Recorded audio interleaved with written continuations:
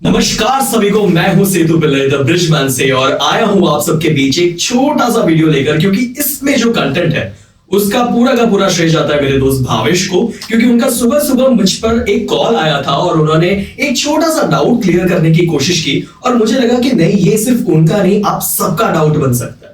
तो मैं भावेश को यहाँ पे मौका देता हूं कि भावेश हमसे वो सवाल पूछे और फिर मैं उसका जवाब दूं और आप सबको उससे क्लैरिटी मिलेगी और सवाल हम भावेश से सुनेंगे।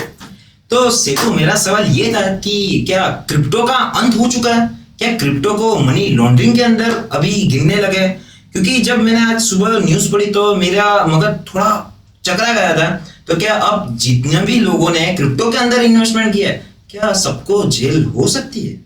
बहुत ही बढ़िया सवाल है भावेश, और अच्छा है कि तुमने ये पूछा, क्योंकि बहुत सारे लोगों ने जो भी ये समाचार पढ़ा है, बड़े बड़े हेडलाइंस पढ़े हैं कि क्रिप्टो को मनी लॉन्ड्रिंग के तहत अंदर किया है। क्रिप्टो मनी लॉन्ड्रिंग, ये दो वर्ड इतना ज्यादा यूज किया है कि लोगों ने उसको 90% तो नेगेटिव ही ले लिया है कि क्रिप्टो करेंसी का अंत हो चुका है। और तुम्हारे जो दिमाग में जो सवाल पैदा हुआ वो भी इसी के कारण हुआ, क्योंकि उनको एक्सप्लेन अच्छे से कर लेना चाहिए था। वो एक्सप्लेनेशन जब बाहर पहले नहीं आया और सिर्फ न्यूज जब बाहर आई तो वो समझते समझते लोगों ने उसको 90% नेगेटिव ही बना दिया है। लेकिन सच बताऊं तो भावेश, ये बहुत ज्यादा पॉजिटिव न्यूज है।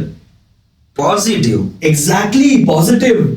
आपको पता है कि G20 की प्रेसिडेंसी हो रही है और उसमें थर्ड जो सबसे बड़ा पॉइंट था वो क्या था कि इस बार वर्ल्ड लेवल पे जो क्रिप्टो की रेगुलेशन है उस पे बात होनी चाहिए।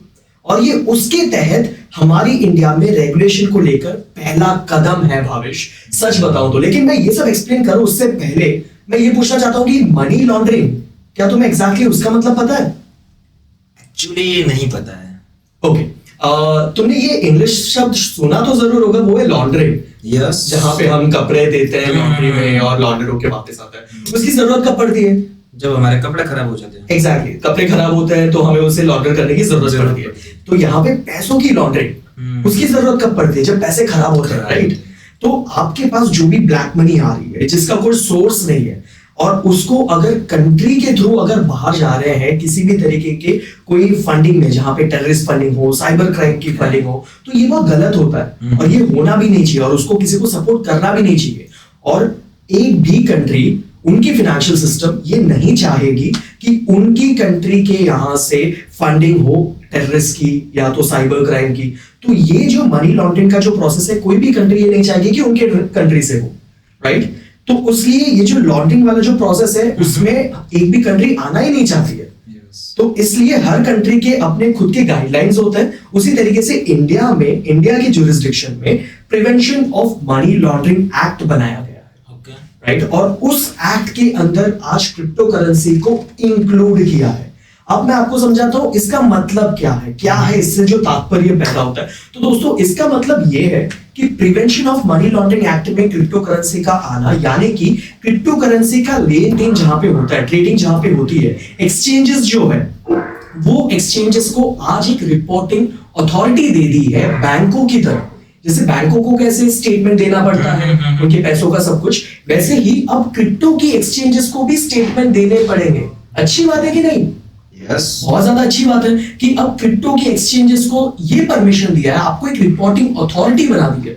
मतलब आपको एक एक्नॉलेजमेंट दे दिया है कि अब आप आइए, आपके यहाँ पे जितनी भी ट्रेडिंग वॉल्यूम हो रही है, जो भी हो रहा है, उसका एक स्टेटमेंट आप अंत में दे दीजिए और क्लियर रहिए, ताकि ये ना हो कि आपके एक्सचेंज के थ्रू मनी लॉन्ड्रिंग या तो कोई भी बाहर की सर्विस में आप पैसे दे रहे हो।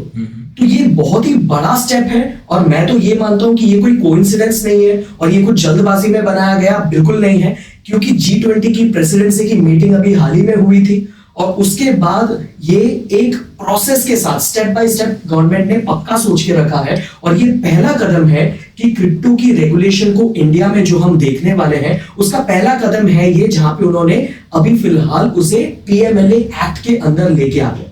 अब आगे हमें कुछ टाइम के बाद ये देखने को मिलेगा कि क्रिप्टो के एक्सचेंजेस में उनको लाइसेंस दी जाएगी।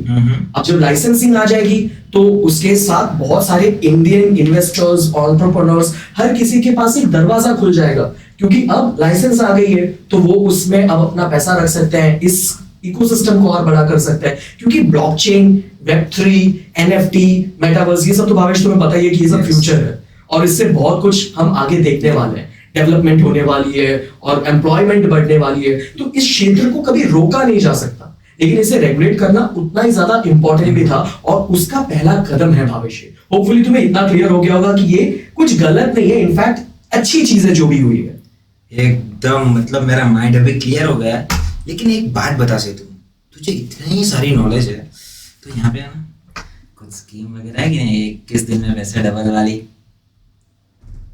भावेश, हाँ हो गया ना तेरा सवाल का जवाब खत्म? हाँ, चल जा चल, बस इतनी दोस्ती? बस चल जा।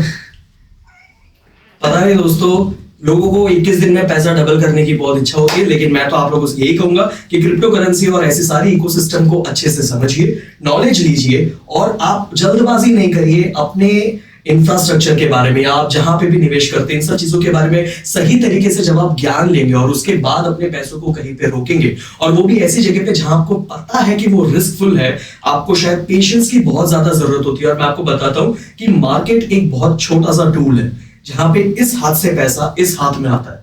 यानी कि जिनके पास पेशेंस नहीं होता उनसे जिनके पास पेशेंस होता है उन तक ये पैसा पहुंच जाता है और कुछ नहीं, क्योंकि मार्केट में पैसा शेयर हो रहा है। यहाँ पे कोई पेड़ की मशीन नहीं है जो आपको पेड़ में पैसे उगा उगा के दे रहे हैं, नहीं। शेयर मार्केट ले लो या क्रिप्टो मार्केट ले लो, सब एक ही तरीके की फंक्शनिंग है, लेकिन किसके अंदर आपको आना है, किसके साथ आपको आगे बढ़ना है, ये पूरी की पूरी आपकी इंटेलिजेंस और आपकी नॉलेज के साथ होना चाहिए। लेकिन यहाँ पे इस पूरे वीडियो का जो मेजर कंटेंट जो था वो था कल की क्रिप्टो करेंसी की जो रूल हमने जो देखी, हमने जो टर्म्स जो हमने देखे, जो इंडियन लेजिस्लेशन में आए हैं। और दोस्तों इसको गलत मत फैलाइए, डरिए मत, क्योंकि केवाईसी के तहत कोई भी कंपनी या तो किसी भी तरीके की इंफ्रास्ट्रक्चर जो आ रही है वो रूल्स के साथ आ रही है। तो केवाईसी और बहुत सारे ऐसे अमेंडमेंट्स हैं जो जरूरी लगते हैं आपको पीएमएलए एक्ट के अंदर अपने क्रिप्टो को सही तरीके से यूज करना। और आप अगर उस तरीके से कर रहे हैं, क्रिप्टो की टैक्सेशन रूल्स को सही तरीके से फॉलो कर रहे हैं, तो आपको बिल्कुल भी डरने की जरूरत नहीं है। इनफैक्ट ये एक बहुत ही बड़ा पॉजिटिव स्टेप है हमारे इंडिया में क्रिप्टो के रेगुलेशन का पहला कदम भी हम इसे समझ सकते हैं। और आने वाले टाइम पे और भी ज्यादा ये बेटर होते जाने वाला है। आने वाले टाइम पे लाइसेंसिंग और फिर उसकी रेगुलेशन और फिर काफी सारी ऐसी चीजें जहां पे हम ब्लॉकचेन, वेब3 सबकी एडवांसमेंट देखेंगे,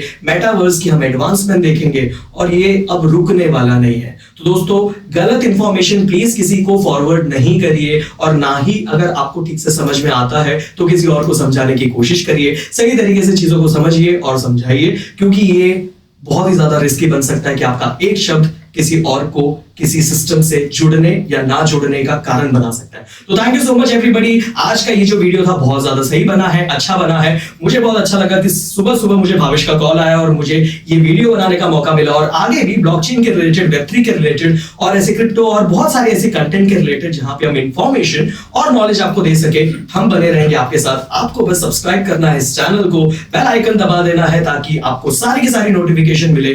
द ब्रिज मैन एक ब्रिज करने वाला है सारी की सारी गैप को कम्युनिकेशन की इंडस्ट्री के साथ और ब्लॉकचेन की और टेक की इंडस्ट्री के साथ। Thank you so much everybody, will see you tomorrow, bye bye.